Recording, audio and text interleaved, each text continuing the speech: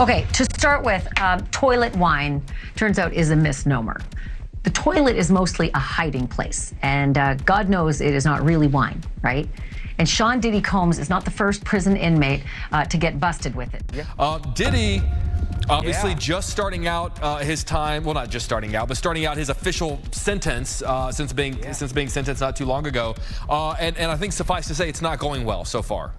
But they wanted them to tell them the story of Puff with underage boys. Diddy's time behind bars isn't exactly going how he planned. After telling a judge that he'd finally sobered up for the first time in 25 years, reports say he has been caught sipping on homemade alcohol in prison. But TMZ is reporting that Diddy has been caught with the stuff, this week in fact. He did have a birthday on Tuesday and was going to be moved to a new unit apparently as punishment, but the officials changed their minds according to the report. But that still leaves the question of Diddy's alleged newfound sobriety, which he made such a big point of emphasizing when he was sentenced, and whether this will have any impact on that sentence. Just a few weeks ago, Diddy had written a long apology letter to Judge Arun Subramanian, saying he was sober for the first time in 25 years, and that he turned over a new leaf. He begged for mercy before his sentencing, claiming he wanted to live differently and work on himself. But that seems to have been a white lie. Internal sources have revealed that Diddy got into trouble with prison officials at Fort Dix, the New Jersey facility where he's serving his 4-year sentence for prostitution-related charges. Apparently, he was caught drinking jail-made alcohol, famously referred to as toilet wine. Former federal inmate Gene Borello recently explained how Diddy might have been able to do this. Let's get back to making it. I know you gave me the ingredients. Right. I want you to tell me how you put them together in the burping, which is interesting. But before you do that, how is the toilet involved? Because in my mind, whenever I heard toilet wine, I imagine an inmate stirring, the hooch in the toilet bowl, but that's not it. Right. So explain what actually happens. Well, they usually get a big garbage bag, like a big clear bag. I've seen it done in a garbage bag, and they'll put it in the toilet and then let it sit in there. You know what I mean? They won't actually put it in the toilet bowl. You get what I'm saying? With the water. You know what I mean, right? You're not actually stirring it in the toilet bowl. In the tank, yeah. So it's in a bag and it's hidden in the toilet tank, not in the toilet bowl. Not in the toilet bowl, and that's just... It takes a while to make. It takes a while to make. It's not just an overnight thing. This takes days to make it. And remember, it smells really bad, so you have to have a good hiding spot. It's very strong. Oh, it does smell. Okay, so that's the other thing. So the toilet tank is what you're hiding it from the view of the guards, not necessarily the temperature of the toilet tank is, optimal for the fermentation of the lovely hooch, But so they put it in the toilet tank, and then how does the toilet tank fill up with water to flush? You pull it out, do your business, and flush, and then put it back in? Yes. But the real question here is, what could the consequences now be for Diddy? Here's a hint for you. Not good.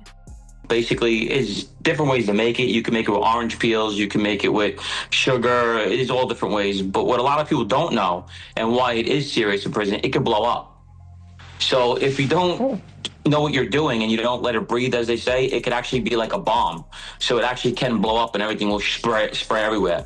But it can get you drunk, and it could also land you in the hole. So, I mean, I don't know as far as them saying he's going to move him out of the unit. I know it's a very serious ticket. I know he could lose his phone, he could lose commissary, and he could lose visits, and also maybe go to the SHU for up to 30 days or maybe more. So, I mean, that's all serious stuff. I keep wondering about the sentence. Do you not think it's possible, especially since he campaigned, in his sentencing, that he was getting sober? He'd been working, on a sobriety at the MDC, and now he's at Fort Dix. And if this is true, if the report's true, might they say, well, screw it, you're not getting your 15% off your federal sentence? Right. So it don't work like that. But every ticket in the feds, if it's a certain degree ticket, you will lose some good time. When prison officials were asked about it, they said they had no information. But according to Diddy's team, people shouldn't jump to conclusions. A rep told Page 6, Mr. Combs is in his first week at FCI Fort Dix and is focused on adjusting, working on himself, and doing better each day. But Gene Borello doesn't think Diddy has been doing any of that. In fact, he's of the opinion that Diddy could have possibly been trying to turn this into a business, given that's often what happens in prisons. So, like I said, these people that usually do make it, are very good at it, and they actually charge to make it. So in prison, in federal prison, everything's a business. So he probably paid somebody to actually hold that in their cell and make it for his birthday. I guess it was his birthday that came up, and they will make this alcohol beverage for you. But what's confusing to me is that when you're in the feds, usually there's a crooked CO that'll just bring you in an actual bottle of vodka. So I don't know why they even made it. Serious? Yes. It's a far cry from the Diddy the world once knew, the flashy music mogul throwing wild white parties and living a non-stop party life. Now, he's wearing a gray beanie, a thick blue prison coat, and a scruffy beard that makes him look years older. Recent pictures from the Fort Dix yard show him smiling and talking with other inmates, a shadow of the man who once ruled the charts and red carpets. Before being locked up, Diddy wrote in his apology letter that prison had forced him to face himself. "I literally lost my mind," he admitted. "I'm sorry for that and always will be." He blamed his past behavior on alcohol and drugs, saying, "I lost my way. My downfall was rooted in my selfishness. I have been humbled and broken to my core." He went on to say, "The old me died in jail and a new version of me was born. Prison will change you or kill you. I choose to live."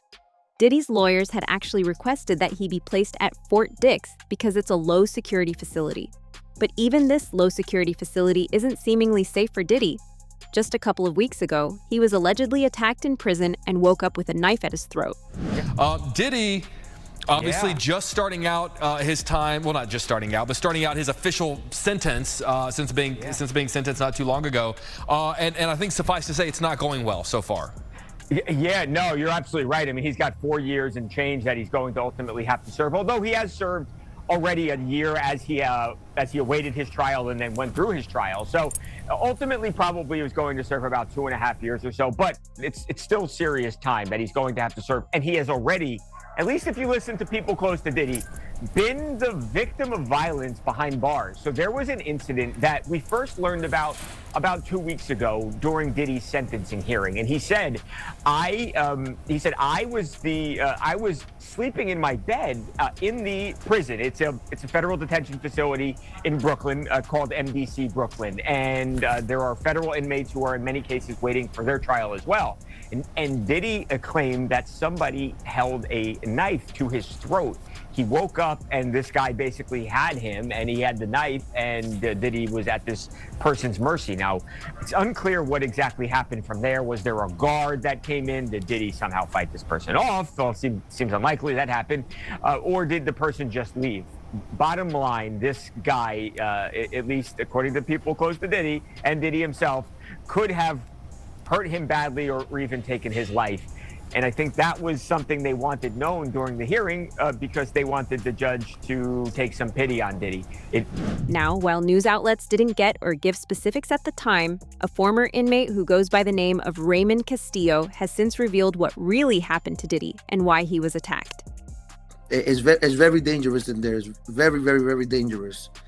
I'm one of the lucky ones to say I made it out, because in there, you could go in. I've seen brothers go in there and really lose their lives.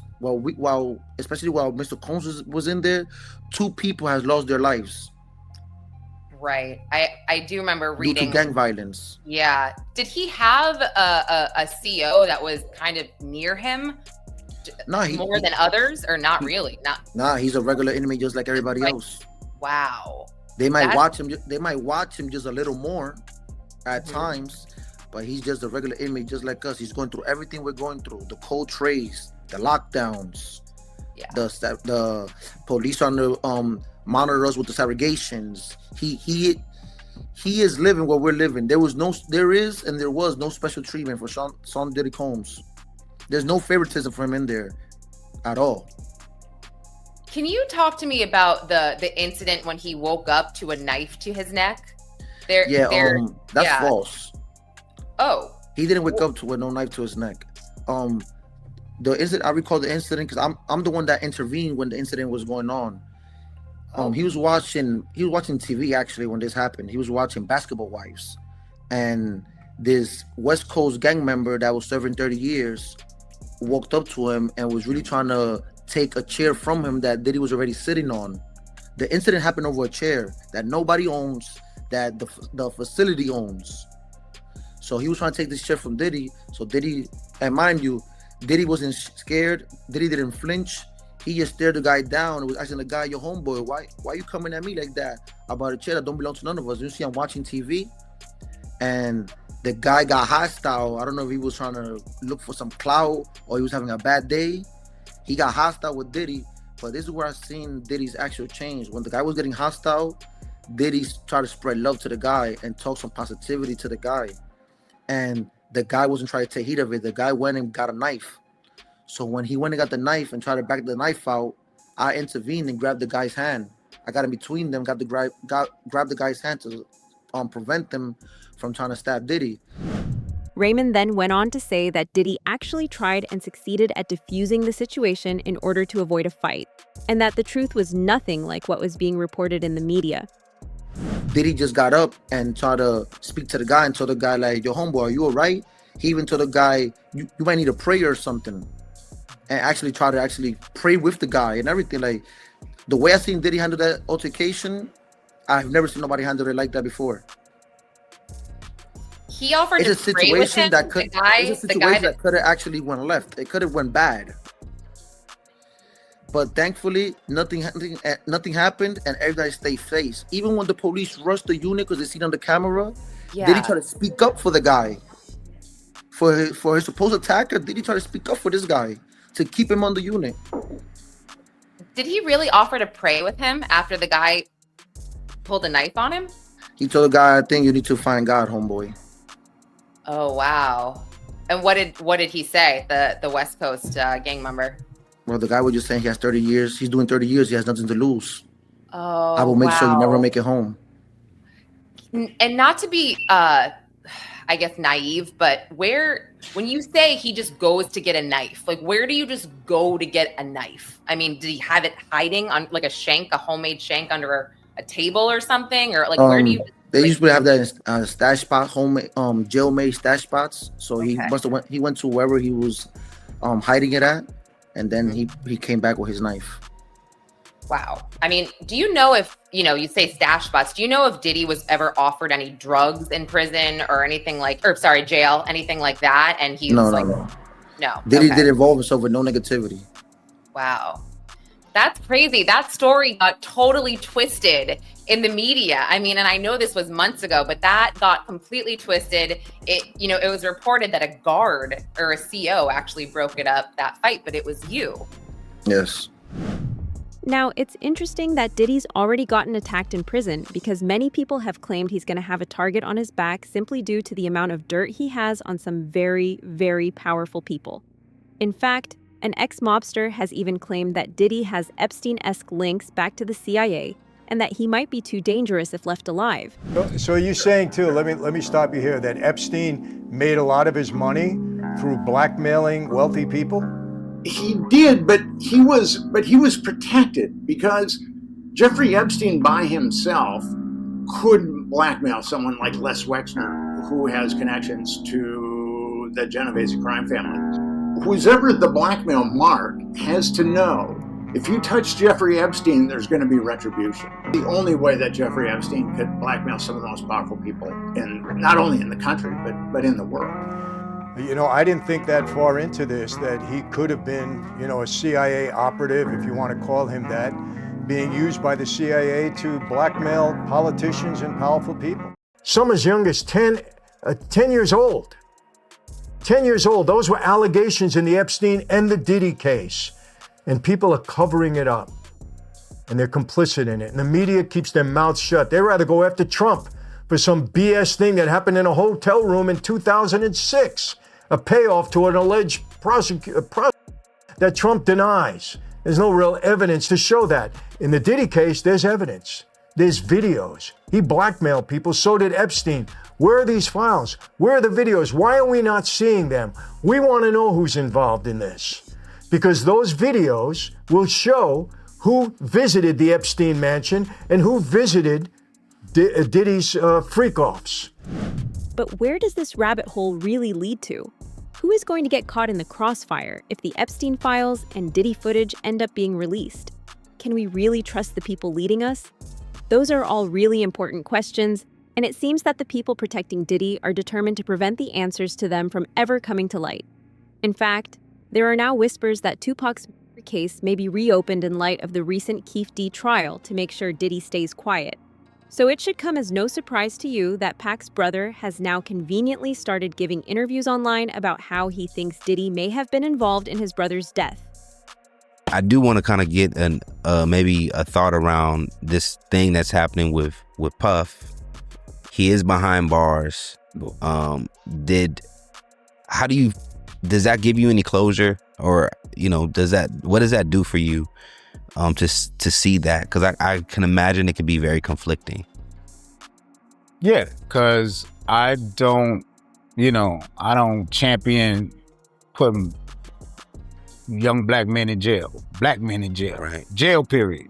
That ain't but there's questions that need to be answered. And with this arrest of Keefe D brought more questions. You know what I mean? And and there was some answers with that.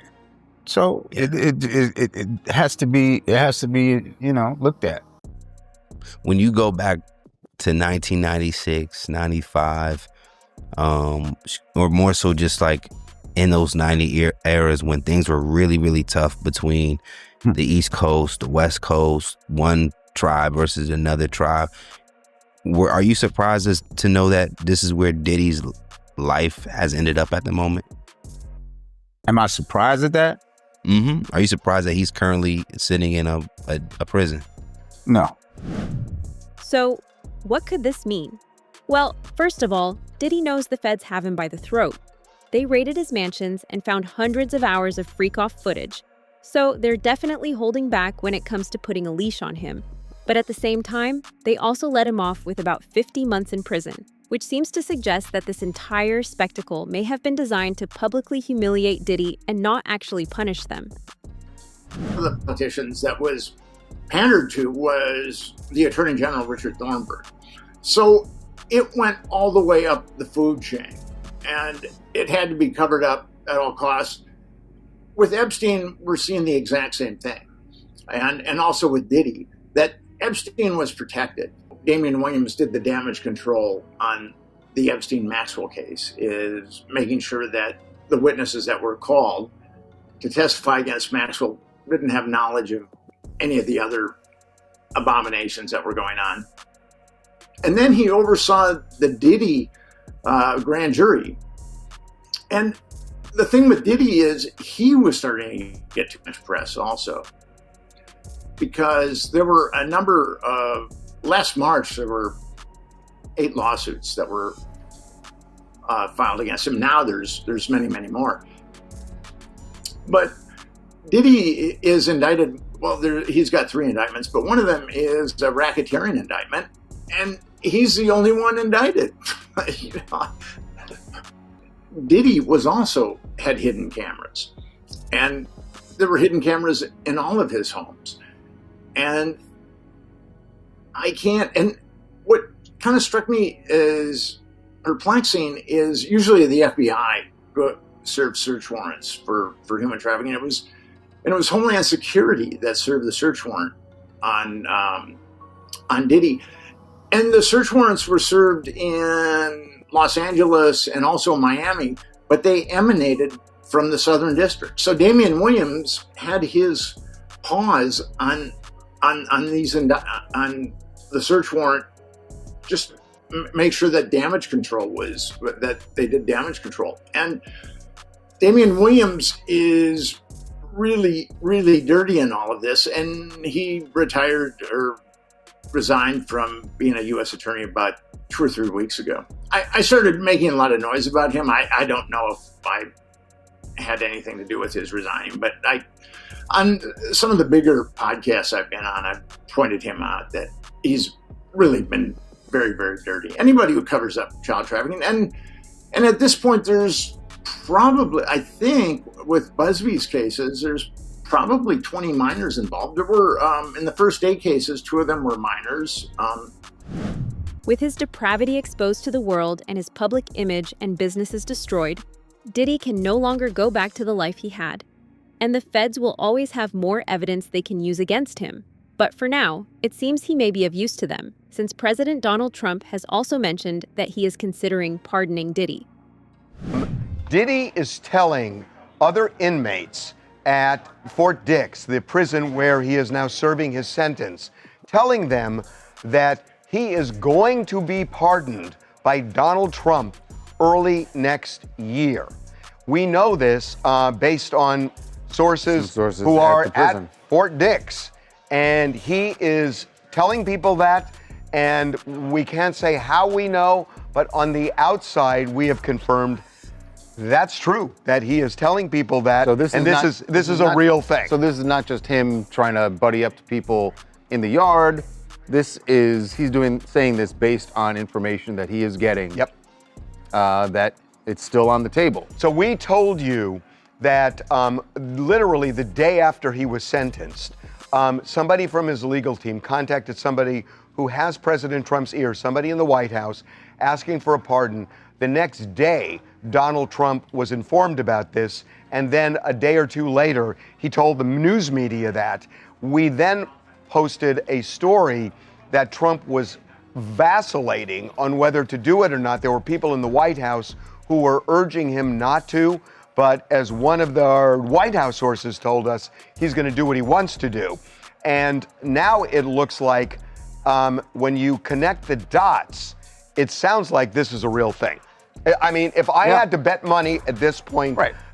My bet is Donald Trump's going to pardon Diddy. And if you're Diddy and you're at Fort Dix, you don't go around saying that unless you have some reason, because it's just you're gonna look stupid, right? You're gonna be there for 2 years. You're you're just meeting these inmates. They probably think you're full of it anyway, right? So you won't say it unless you have actual information. Yeah, am I sure? And as if on cue, just a few days ago, media outlets started reporting that Diddy just got a small win in court, one that could speed up his fight to get out of prison sooner. A judge has agreed to fast-track his appeal just days after Diddy was moved to a federal prison in New Jersey to start serving his 50-month sentence. U.S. Circuit Court Judge Beth Robinson approved Diddy's request in a short 2-paragraph order. His lawyers are hoping this move could shave time off his sentence if the appeal goes in his favor. Maybe he's got a plan. Well, he's always got a plan. Based on everything we know, my money is on Diddy will be a free man by March. What's interesting, and honestly, based on a phone call that I made a few minutes ago, maybe much sooner. Hey, it's Marie from Bellingham, Washington. I don't think anybody should count their chickens before they're hatched. You know, it's rather unfortunate, but President Trump seems to flip-flop back and forth depending on which way the wind is blowing. So I think Diddy better just hang on. Yeah, that is also true. I mean, like, if you're true. Diddy, like, yes, you can be confident. But here's the difference. Here's the difference. You're right that the wind can blow both ways, but Donald Trump is kind of an impulsive guy. When it blows Diddy's way, he may pull the trigger and then just act. Right. And that's what I think is going to happen here. According to the judge, Diddy's legal team has until December 23rd to file their brief. Basically, their full argument on why the conviction should be overturned. The government will have until February 20th to respond, and then Diddy's team gets one more chance to reply by March 13th. If everything stays on schedule, oral arguments, where both sides face off in front of the judges, could start as early as April. These seemingly bizarre concessions to Diddy from judges amid rumors that Trump may pardon him have only increased speculation that Diddy and the government already have some sort of backdoor arrangement, something that has been speculated for a long time. Gene Deal actually speculated something similar quite recently on the Valuetainment podcast.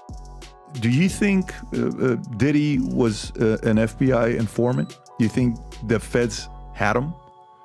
I think that they knew about him a long time ago, and there's certain situations that came out, like this guy, paperwork, found some information where Puff was seeing a federal agent in D.C.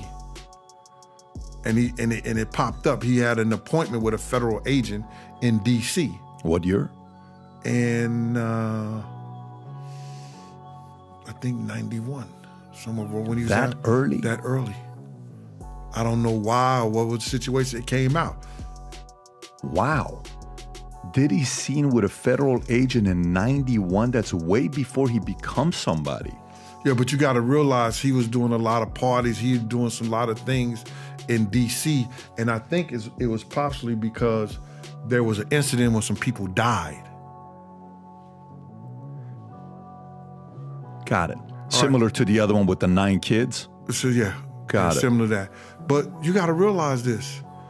At somebody, a certain person, and I'm not going to speak his name because I said I wasn't going to speak their name. They was offered a proffer agreement in 2011, but they wanted them to tell them the story of Puff with underage boys at their proffer agreement in 2011, brother.